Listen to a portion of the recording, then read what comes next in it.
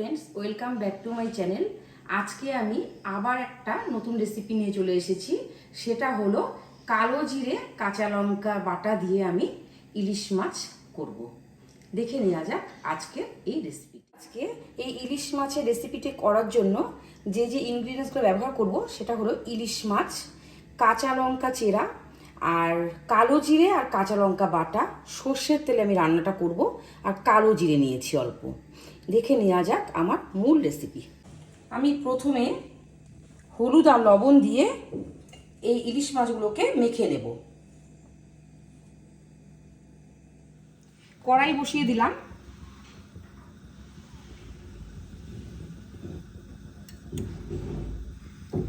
কড়াই গরম হয়ে গেলে আমি সর্ষের তেল দিয়ে দেব।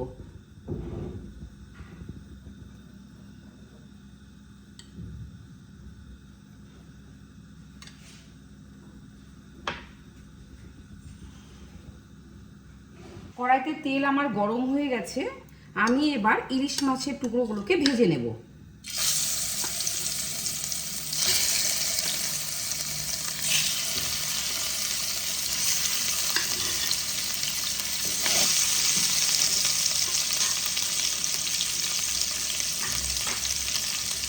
বেশি কড়া করে ভাজবো না, একটু হালকা করে ভেজে নেব।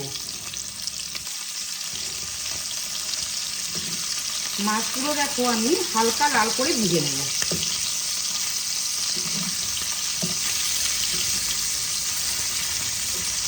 এই রেসিপিটা খুব সহজ, বেশিক্ষণ টাইম লাগে না।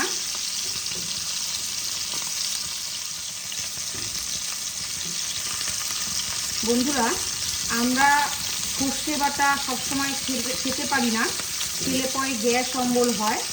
এই জন্য আমরা এই পদ্ধতি যদি আমরা কালো জিরা বাটা, কাঁচা লঙ্কা বাটা যদি আমরা করি তাহলে খুবই ভালো হয় খেতে।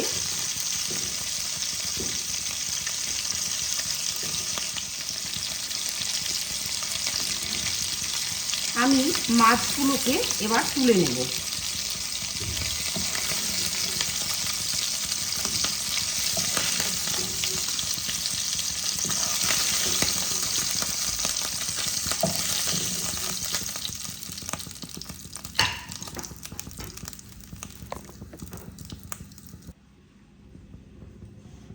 এবার আমি তেলের মধ্যে অল্প কালো জিরে ফোড়ন দিয়ে দিলাম।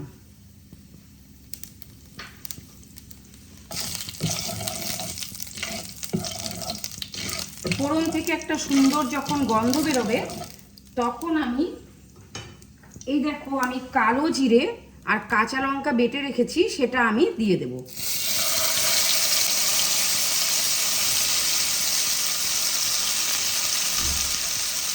অল্প জল দিয়ে কষাবো।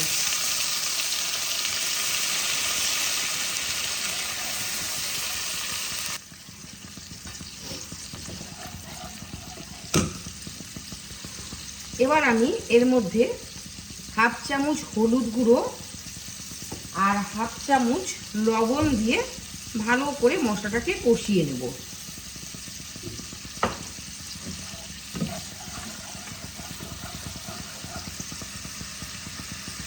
বন্ধুরা, এইভাবে কালো জিরে কাঁচা লঙ্কা বাটা দিয়ে ইলিশ মাছের ঝোল খেয়ে দেখো, খুবই সুস্বাদু হয় খেতে। আমরা সব সময় সর্ষে বাটা খেতে পারি না।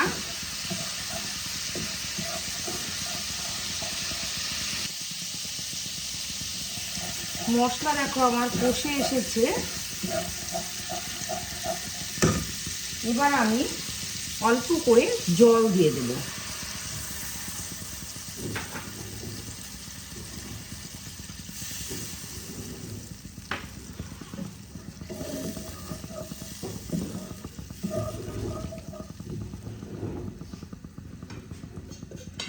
এবার আমি ঢাকা দিয়ে দেব ফুটে ওঠা পর্যন্ত।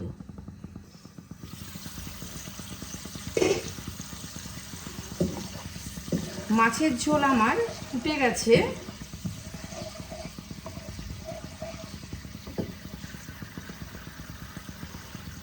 এবার আমি ভাজা ইলিশ মাছগুলোকে দিয়ে দেব।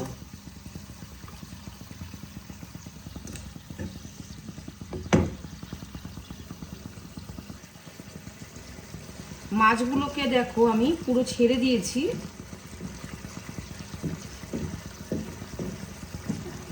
এবার আমি 2-3 মিনিট রান্না করে নেব। ঢাকা দিয়ে দিলাম।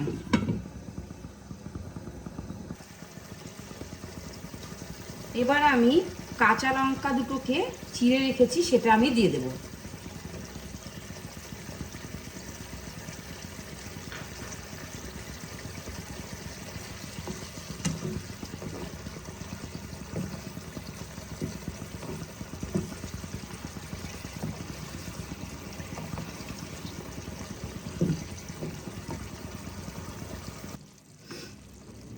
মাছের ঝোলের লবণটাকে অল্প ব্যালেন্স করার জন্য আমি এর মধ্যে অল্প জাগরি পাউডার ইউজ করে দিলাম।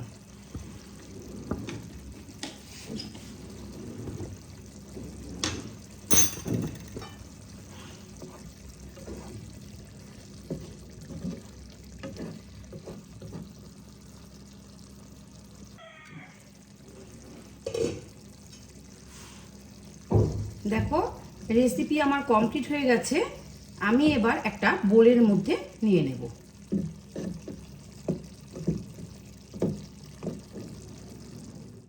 বন্ধুরা, রেসিপি আমার তৈরি হয়ে গেছে। আমি একটা বোলের মধ্যে সার্ভ করে নিয়েছি। তোমাদের রেসিপিগুলো কেমন লাগছে অবশ্যই কমেন্টের মাধ্যমে জানিও। আর যদি ভালো লেগে থাকে তাহলে লাইক করে শেয়ার করে দিতে ভুলো না কিন্তু। আর যদি ইউটিউব থেকে দেখে থাকো তাহলে সাবস্ক্রাইব করে দিও, আর ফেসবুক থেকে দেখে থাকলে ফলো করে দিও। ভালো থেকো, সুস্থ থেকো, ধন্যবাদ।